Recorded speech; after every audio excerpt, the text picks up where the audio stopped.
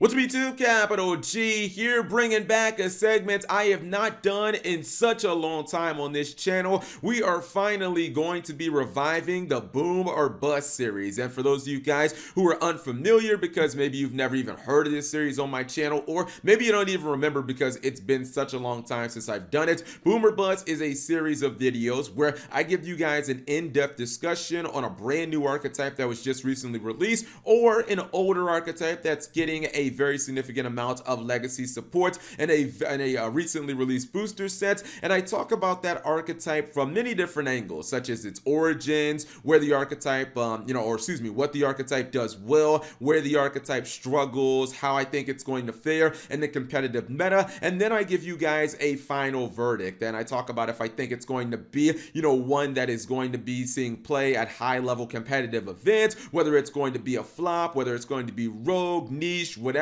anything in between. And hopefully people will like this segment. I'm not exactly sure why I even stopped it, to be honest, but if it gets a good reception, then I'll continue making these further in the future. But the archetype we're going to be discussing and breaking down in this video is going to be Evil Eye. Evil Eye is a brand new archetype that just got released in the Infinity Chasers. The archetype is link and equip based, but it's definitely not equip based in the traditional sense. When I think of traditional equip based Yu-Gi-Oh archetypes, I think of ones like Noble Knights or Raphael's Guardians from Yu-Gi-Oh DM. Those are, decks that run a bunch of different equip spells within their archetype, and the monsters will get progressively stronger based on the amount of equip spells you put on it, or sometimes the monsters will have effects that activate the second you activate one of those equip spells and put it on the monster. This deck is significantly different because, for one, and this is what kind of sets it apart from every other equip-based archetype I can think of in Yu-Gi-Oh, there's only one equip spell in the entire deck, and it's interesting because pretty much the entire deck revolves around it. Every single card in this archetype, for the most part, gets significantly stronger if you have that equip spell on the field. Now, the thing about the equip spell, the Evil Eye of Selene, it is all world powerful. It actually reminds me very much of something like Sacrifice, where this card has like 4 effects and all of them are really good. Gives your monsters the ability to basically kind of be one-man wrecking crews where they can't be destroyed by battle. They cannot be targeted by your opponent's card effects. The monsters get progressively stronger when it comes to their attack values, and then it actually has a built-in recursion effect in case it does get sent to the graveyard. The deck has a good mixture of spells and traps outside of the Evil Eye of Selene. These are your standard utility cards meant to answer a variety of situations that come up throughout the duel, and I think that they're pretty much what you'd expect for a 2019 Yu-Gi-Oh deck. A field spell that has a built-in Rhoda, a quick play spell that serves as spell and trap removal, a trap card that is going to be your mass monster removal. None of them are remotely close in power to the Evil Eye of Selene, but Selene is pretty much the heart and soul of the deck, and it kind of empowers all these other cards. When it comes to monsters, the archetype only has 4 main deck monsters, which to me is a little low, especially considering that only 2 of them are kind of worth playing. The deck has a natural playstyle of kind of being slow, grindy, using your disruptions. You're not really going to make very big boards with this archetype, and you're not going to be playing a lot of monsters. In all honesty, you're not going to be committing many monsters to the field, and 2 of the cards in the archetype don't really feel like they adhere to the deck's natural synergy, so I probably won't be talking about those very often. Now, when it comes to what the archetype actually does well, 2 of the main deck monsters, Cerziel and Medusa, they have their own built-in inherent disruption, and that's something that I definitely do like about this archetype. Cerziel especially, when you normal summon him, he basically serves as the Stratos for the entire archetype. He can search any other Evil Eye card except another copy of himself, and then he has the ability to use his effect as a quick effect, which can blow up 1 special summon monster your opponent controls. That's pretty awesome because if your opponent goes straight into the extra deck, he can banish that. Medusa, which is basically his partner in crime, she can actually activate her DD Crow-like effect that can banish any monster in your opponent's graveyard. Both of these being quick effects means that you can activate them the turn that you summon them and then use them during your opponent's turn to disrupt them as well. I also really like the Evil Eye Defeat card. That is their main form of mass monster removal. It doesn't actually get rid of the monsters permanently, but it does actually bounce monsters to your opponent's hand, and this obviously can be just as good as killing the monsters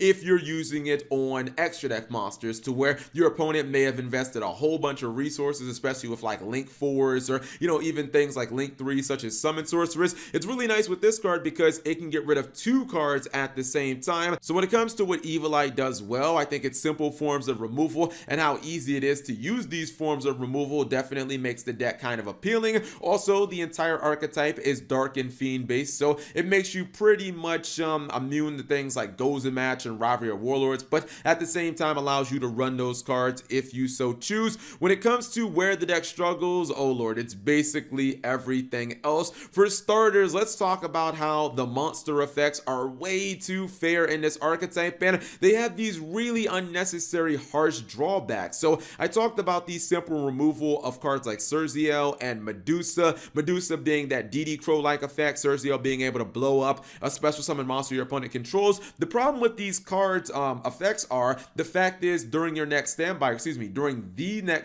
phase in the game, you essentially have to take a really harsh penalty for activating these effects. With Surziel, you have to blow up a card on your side of the field. With Medusa, you just have to banish something in your graveyard. And yes, there are ways to mitigate this, for instance, blowing up your copy of Evil Eye of Selene and then putting it back on the field of its own effect. It just begs the question, why? Why do I even need to have that major drawback, especially when these monster effects are never going to be mistaken for overpowered? There's another problem with this deck, and it's the fact that, as I said earlier, the deck is link-based, but it honestly doesn't really make much sense for it to be link-based. This is a deck that does not put a lot of monsters on field turn 1, and worst of all, the link that the deck has, the only link in the archetype, is a Link 3. This is an archetype that really can only summon 2 monsters in its first turn, so you are not ever going to be able to reliably drop the link monster in this deck. To that end, a lot of people have actually decided to run Pot of Extravagance, which just proves how unimportant the extra deck plays are. So I don't think it makes any sense for this deck to even have link monsters for the most part, let alone for the only link monster in this archetype to be a Link 3. If it was a Link 1, okay, yeah, it would have made a lot more sense. I also think that the field spell that has the built-in Rhoda is super underwhelming for what it does, or really for the standards of play for 2019 Yu-Gi-Oh! If you look at other cards that have similar kind of Rhoda abilities, things like Trickstar Light Stage and maybe even like ABC Union Hanger, those cards have like additional effects after the Rhoda effect has been activated that give those cards constant utility throughout the duel. But this one basically just makes it so your opponent takes battle damage when you take battle damage. It feels incredibly underwhelming.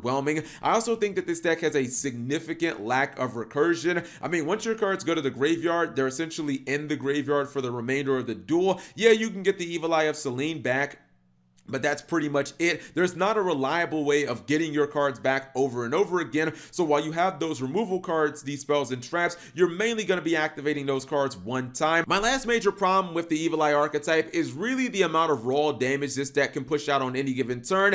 It is so painfully low. I mean, yes, I get it. It's a control deck, so you got to temper your expectations when it comes to being able to produce damage. I'm not sure if it was designed to be a control deck, but whatever, that's where we are now. If you look at the main deck monsters, every single one of them has less than 1700 attack. These monsters are not actually viable threats unless you have the Evil Eye of Selene, and even if you have the Evil Eye of Selene equipped to them, it feels like you have to actually activate their effects about 3 or 4 times before you get the stats necessary to really threaten your opponent. Each time those monster effects are activated, Selene will give the monster 500 attack, but even if the monsters are sitting at like 1900 like Medusa after 1 activation, that's really not putting the fear of anything into anybody. Even when it comes to their Link 3 monster, sure, it's 2600 attack and it can attack twice, which is actually a significant amount of damage. The problem is it has to be link summoned using a monster that also had 2600 attack, which honestly defeats the purpose of even going into it in the first place. Honestly, I feel like this deck is just, and I hate to use this term